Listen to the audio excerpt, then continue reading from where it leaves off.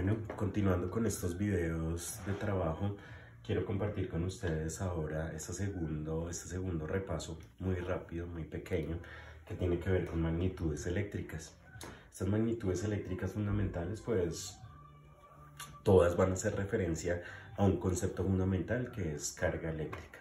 Entonces, siempre en clase yo las molestaba preguntándoles, bueno, ¿y qué es carga eléctrica? Recuerden que lo que debe usted responder es que es una propiedad de la materia, así como el tener un volumen, como el poseer masa, etcétera. Pues tener carga eléctrica es una propiedad de la materia, y esta carga eléctrica en términos de la física pues me permite a mí hablar de cada una de estas magnitudes que nosotros vamos a tener acá. Entonces simplemente es un pequeñísimo repaso. Entonces vamos a manejar en últimas estos cuatro conceptos fundamentales: voltaje, corriente, resistencia, potencia. Y vamos a recordar rápidamente de qué habla cada uno de ellos para que ustedes lo tengan muy presente cuando estemos armando circuitos eléctricos pensando en nuestros futuros robots.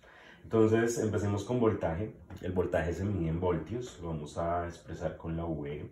La corriente se va a medir en amperios, nuestra respuesta la escribiremos en A. Ohmios, nuestra respuesta con esta letrica que se llama omega, menos mal ustedes se saben todas el alfabeto griego. Y la potencia vamos a medirla en vatios. Entonces empecemos hablando del voltaje. Recuerden que el voltaje también es conocido en algunos textos como la diferencia de potencial. Y esa diferencia de potencial, lo que veíamos alguna vez en clase, es que el voltaje lo que busca es coger una carguita Q1 y moverla cierta distancia llamada Q2, moverla esta distancia, perdón, llamada Q1. Es decir, poder desplazar a Q1 desde un punto A hasta un punto B, una distancia llamada R. ¿Cómo hacemos para moverla? Pues ahí ya estaremos hablando entonces de la ley de fuerzas de Coulomb, etc. Pero básicamente el voltaje entonces será esa fuerza aplicada para poder generar el movimiento de una carga desde un lugar A hasta un lugar B.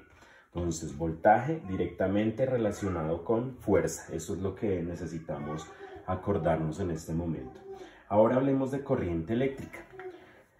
Recuerden que la corriente eléctrica realmente podríamos expresarlo de una forma mucho más sencilla si escribimos, por ejemplo, que la corriente I va a ser igual a esta cosita, A de Q de T. Recuerden que el D es lo que nosotros conocemos como un diferencial, y el diferencial nos está diciendo qué tanto cambian las cargas con respecto al cambio de tiempo.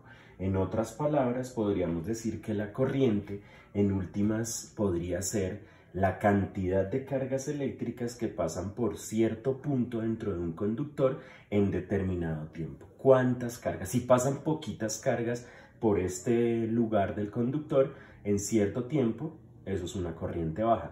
Pero si en ese mismo lugar están pasando muchas más cargas, pues diría yo que hay una corriente mucho más elevada. Recuerde que la corriente es una cantidad vectorial. Ahora, ¿qué es la resistencia? La resistencia eléctrica realmente es una propiedad también que tienen los materiales de dejar pasar o no con facilidad cargas eléctricas. Podríamos decir que todos los materiales son resistivos, sí. Lo que pasa es que depende de la cantidad de voltaje que yo le suministre a mi material. Recuerden que yo en clase les contaba cómo incluso un trozo de madera puede llegar a ser un excelente conductor. Recuerden que la resistencia está dada por ρ por L sobre A, donde ρ es la resistividad que tiene el material. Incluso yo puedo buscar esto en internet. Hay una tabla que yo puedo consultar, la tabla de las resistividades. Necesito saber qué tan largo es el conductor y qué área tiene o qué sección transversal tiene. Si yo puedo saber esas cosas, puedo hallar la resistencia eléctrica que tiene el material.